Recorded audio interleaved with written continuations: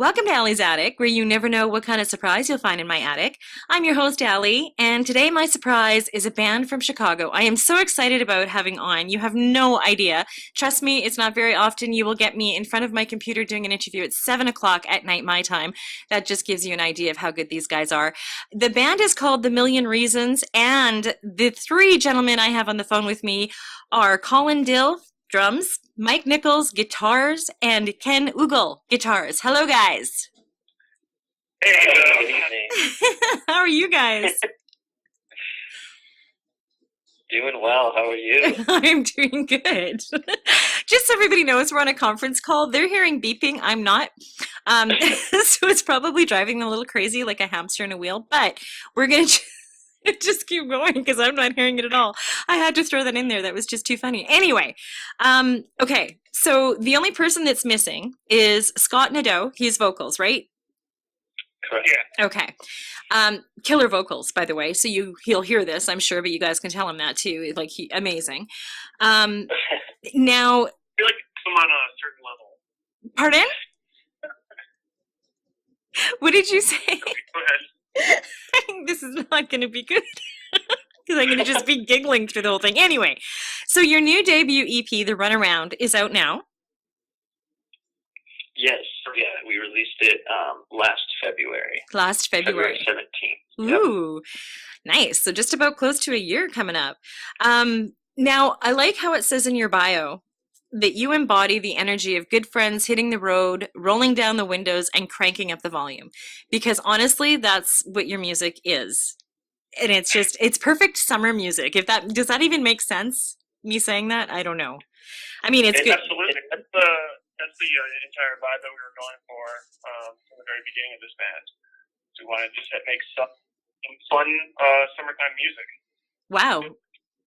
I feel like it's harder to promote in the winter time just solely because of that completely different vibe. So I'm glad that you up in Canada and frigid colds can still rock it out and enjoy it, but maybe with the windows up. Yeah, like minus 44 degrees Celsius. I don't know what that is in Fahrenheit, but I know it's cold. Yeah, it totally reminds me of summer and rolling the windows down and just like flying down the highway. And it's awesome. I love listening to it. Just so you know, I've listened to it a lot. Now, you kind of infuse pop with heavy vocals, heavy hitting grooves, melodic guitars, and the vocals are just wow. Like I'm going to keep talking about that.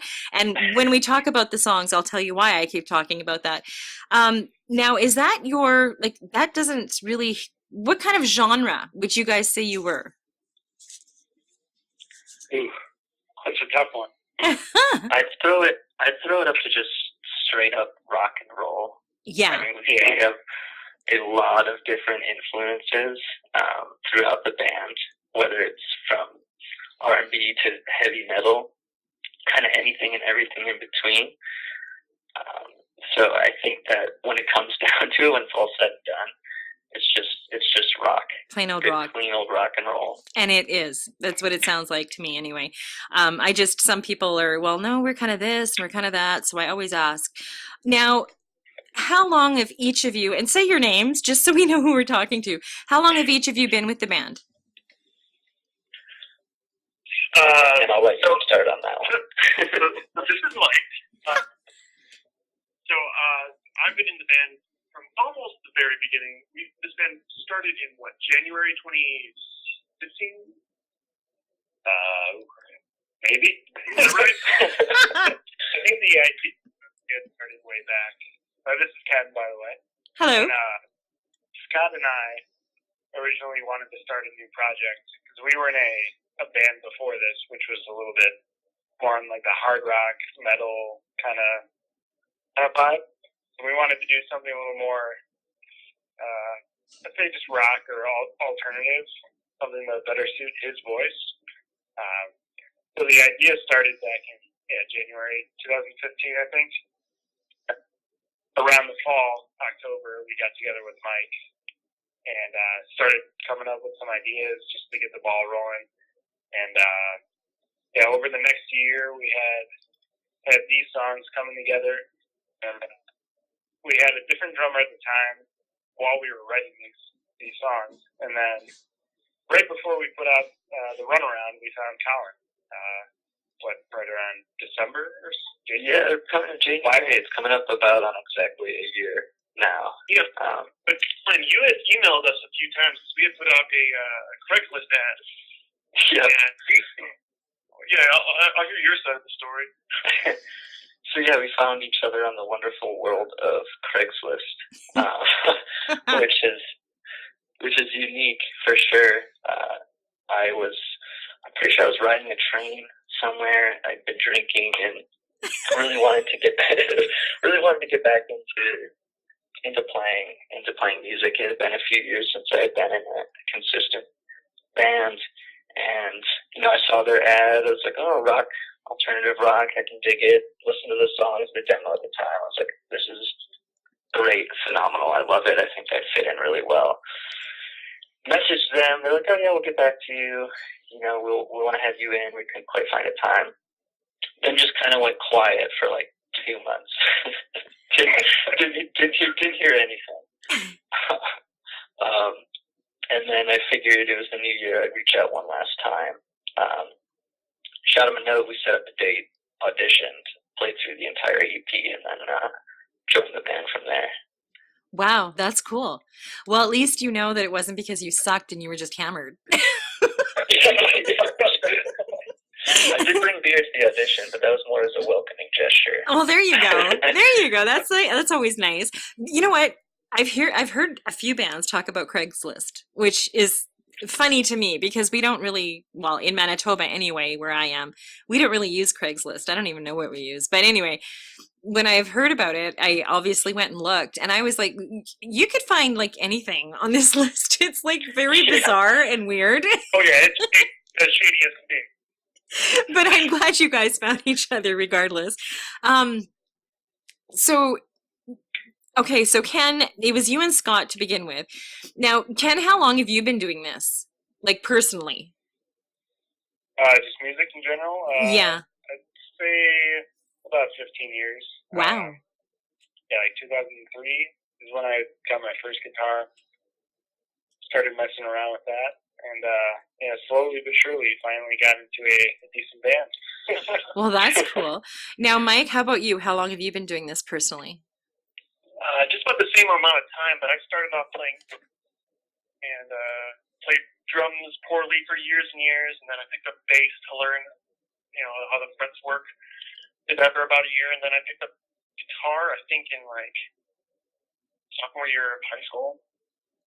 Wow. Ever since a little bit after, I think from my senior year on, I've only played guitar in bands. I love playing drums, but for me, I love being on stage, like right up front, going crazy, being able to jump around a little bit. So, yeah, since then, I've been playing guitar. Okay, cool. And Colin, how about you? Yeah, so I've been playing drums for about 11 years now. I picked it up a little late. I had a couple of good friends who actually both played drums, and I was always hanging around their house, just kind of messing around. And then one day, my good buddy decided he was going to buy a new drum set, offered to sell me his for a very reasonable price. So came up with a few shekels, and much to my parents' chagrin, brought home a drum set and just started playing and playing. Eventually just got really into it and started playing in some bands, and kind of took it from there. Well, cool. Now let's just talk about your ages. Ken, I didn't ask you, but Mike, you are 28. Colin, you're 26. Ken, you are 28 as well. Okay, and Scott, I'm assuming, is in the same age bracket as you guys? Oh, more. Scott 25? I thought he was 23. Okay, so he's the youngest. 24. Yeah, we'll settle for 24 in the middle. Okay, cool. And you guys embody that era of music, if I can call it an era, I'm not sure. But anyways, you guys embody that, and that's why I wanted to talk about your age, because I'm sure your audience, and your new audience that you're going to gain once I post this up on my website, because I'm serious, you guys, you're amazing. You're awesome. Like I said, not too many people get me doing interviews at 7:00 at night. So that just gives you an idea of how good I think you are. But yeah, they're gonna fall in love with you as much as I did. Now, what are your plans now? Where are you gonna go? Like now that you've released this, so it's coming up a year for the runaround. Are you working on new music and we're in the studio again?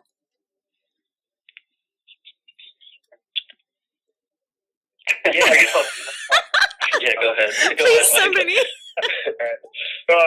We just actually finished recording a new song, and it's all mixed and mastered and ready to, I guess, next step would to make a music video for it. And I guess that's the next step for that song. And then while we're doing that, we are currently writing a handful of new songs as well. So we've been taking a break from shows just to, focus on that. I guess, yeah, the next step is to get another handful of songs written and then start playing some shows and put out that new single. Well, that's awesome. Just so you know, after the show, when you're done and you want to get that new single out, I help promote. I have a page on my website specifically for singles from bands that have been on, so I can help you promote it if you'd like. That's just a little bit of info for you. Now, talking about shows, now you are very energetic as a band. So is Chicago's music scene strong? Like, are you guys playing a lot of gigs? Yeah. So in 2017, I joined the band in January, and we got some practices under our belt. And then between March and the end of the year, I think we played 9 gigs across about 7 different venues. Nice. So the Chicago music scene is pretty phenomenal. Actually, you can go out any night of the week and find a good show to go see, whether it's a touring band or a local venue. I think we would love, and Mike and Ken, feel free to chime in. I feel like we would love to continue to really find more bands in our kind of realm, in the rock realm. Mm-hmm. Absolutely. I think that's one thing that we're missing right now is just being able to connect with some other local bands who are on kind of the same mindset and train of thought, and just wanting to, post up at a dive bar on a Saturday night and just rock out for a few hours. That would be cool. I wish I lived in Chicago, although it's not far. At least Yeah. you're the closest to me that anybody I've interviewed so far, except for, I guess, the people in Canada. Now, you guys have each had your own experiences in the industry and in music. Now, you guys are unsigned. You are an independent band, correct? Correct. Okay. Now, are you looking to get signed, or do you like the freedom of being independent? That's a great question. I think that's something we talked about quite a bit. Sorry, go ahead, Colin. It's my bad. No, you take this one. Go ahead. Okay, I mean, it's kind of like one of those questions that we've been kind of asking ourselves for a little while. We've been doing all right on our own. I'm not really sure when we'd be starting to look into like what a label can do for us, like what we can do with that sort of backing, that sort of the credibility that comes along with that. I'm not really sure if that. I was just gonna say, I think that it kind of depends on like the package, and if someone was really into our music and really had a vision for us and had kind of line of sight into how they could help us out and promote us and get us more recognition. Mm-hmm. Then I think it's something we'd certainly be open to if it was the right opportunity. But right now, having a lot of fun, just doing kind of our own self-promotion, whatever platform that may be, Twitter, Facebook, and just having a lot of fun playing these small, intimate shows in Chicago. Well, that's cool.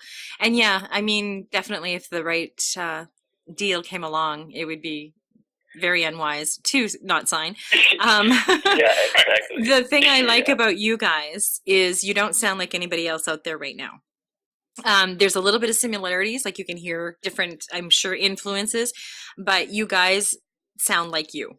And to me, that's a plus, because there are so many, if you turn on the radio, it's hard to distinguish who's who. You're like, who is that? Is that the same person that was just singing? Yeah. So I love that you guys have your own sound. So don't ever lose that because it's awesome. Now, what two songs are, well, first off, if you had any advice, each of you, to give anybody that was just starting out in the industry, what kind of advice do you think you would give them besides Craigslist? No, I would definitely not give them Craigslist. That would not be one for the youngins to poke around on. Um, Go ahead. So yeah, back in the day, I started off playing drums, and I don't know, let's say I was 12 years old or something like that. And I started playing drums, and played for about 6 months, and I gave up. I didn't touch that drum set for like 9 months. It was just sitting in my bedroom, just collecting dust, getting stale. And one day, I had a buddy come over, he had a guitar, and I just like started playing it, and just on a whim. And suddenly, I knew what I was doing. Like it, or not that I knew what I was doing. Suddenly, I had a feel for it. But it was about that persistence and getting back into it. Because learning an instrument itself is intimidating. And then on top of that, like when you're in bands, like Ken and I have been in just like not shitty bands. We've been in decent bands throughout the years, but we've been through a series of bands. So you're gonna have failures. Stick it throughout the failures. That's good advice. Yeah, stick with it. Yeah. So, I think my advice, especially for someone who's picking up an instrument for the first time, is just practice, and then practice some more, and really focus on the fundamentals and the basics. And even when you think that gets boring, keep doing it at least the beginning of every practice session or jam session or whatever you're doing, because ultimately that's the foundation. It's going to be the most important thing as you continue to get better and progress as a musician. Mm-hmm. For instance, the second I got my drum set, the first thing I wanted to do was play double bass and heavy metal, which was probably not the best idea. One day I was like, all right, I need to stop and just kind of revert back and go to the basics. And, unhooked that second pedal, started taking lessons, started reading music, started practicing, pretty basic patterns, and then, just was able to really build up my skill set from there. Cool. Ken, do you have anything to add? Yeah. I'd say for any youngsters who are already in bands, to definitely make friends in your community, or just the community, and make friends with other bands, make friends with people who love the music just as much as you do, to join your band, and always stay positive, because like Mike said, give up pretty easily, and just never get that drive back. And if you're surrounding yourself with people who love music and love creating music just as much as you do, it'll be a lot easier to those downfalls or those failures, and kind of forget about it, and move on, and keep working at it. Yeah, just keep going. That's great advice. One of the things I always wanted to ask bands, because you're obviously, I'm sure, together a lot, I guess you have to have a lot of patience and understanding and kind of learn when to bite your tongue. When you're working all together creatively, I'm sure people's toes get stepped on every now and then. Okay. Yep. Yeah. It's gonna happen. Nobody's going to touch that one. Finding compromises, and you know what? If someone doesn't like something, you have to go through it. Sometimes you'll be able to be like, yo, so this is what I don't like. This is my idea for making it better. And it's about that communication between everybody. Okay. The Million Reasons, being in the Million Reasons, because we really do a really good job at, we all speak up. We're all we all speak up, but we also we're as far as we're not bottling anything up. Yeah. We speak our minds, and that really allows us to get what we really want out of the song. Cool. That's good. And I always, on top of that too, we also listen, and we don't diminish anyone's thoughts or opinions. We just try to take that into consideration whenever if we're writing or practicing or whatever it may be. And I think that's really helpful. And sure, we may have some disagreements, but at the end of the day, we all get along really well and just have a lot of fun. and that's, practicing yeah, and playing shows. as long as you have a lot of fun. It's sad that some bands have broken up because of, creative differences or whatever the case may be. So I've always wanted to ask, and now I got to, so thank you. You guys have given great advice. With 2 songs, you guys sent me 3 songs. I just want to tell everybody. They sent me 3 songs. I picked 2, and I didn't tell them which 2 I picked, and asked them to give me 2, and it was the 2 I picked, so I'm very happy. But what 2 songs are we going to hear from you? Sure, yeah. So the first song that you're going to hear is Early Bird. And Early Bird is definitely more on the poppier side of our EP, but it seems to have really kind of taken off and been relatable to listeners. It's currently our most played and shared and saved song on Spotify. Mm-hmm. And I think that it's kind of, while our other songs are heavier, Early Bird is a good introduction to kind of who we are in a band, and we like to have fun, and I feel like you can really feel that in the song. Yes, you can. I love it. And the other song? The other song is called Hooked, and it's off of Word Sword. I'm sorry. Oh my God. You're definitely me to. That's a different band, different album. What? Let me try that then. The Million Reasons. Yeah, just so you know. The second song. Yeah, it's the Million Reasons, Mike. It's the Runaround. You made it. You guys All right, are killing me here. Okay, go ahead. The second song we're playing is called Hooked on our EP, The Runaround. And this is definitely more of like our ode to like 70s rockers. Like, I wouldn't say that, but that's just that's how I feel like the song. That's the vibe I get. The vibe you get, the 70s. 70s rock, just like hard rock. Yeah, like the rock arena, and roll. the arena Yeah. rock. You're talking arena rock. The good, Arena rock, yeah, sure. the good 70s arena rock. I want to tell you, the first time I heard Scott open his mouth on this song, I thought of Chris Cornell immediately. He's got that raspy growliness in his voice that he can, wow, can he scream? I mean, he can sing, and he's doing it together, obviously, but that's the first person that popped into my head. But now I can hear the arena rock too of the 70s. It's so, both songs are so different. And I'm glad that people get to see the poppier side and then kind of like the rockier side of you guys with both songs. So I'm glad you picked both those songs. They're both amazing.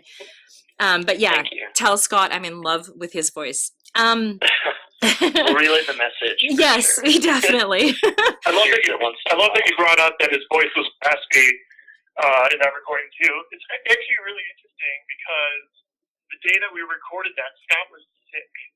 Oh, And yeah, Scott came in and he had the raspy voice and he was trying to, all that nastiness. But I told him like, hey, this sounds really cool. Let's keep it this way. Like, yeah, it just turned out perfect for the song. you're going to have to get him sick a little more often. I'm joking.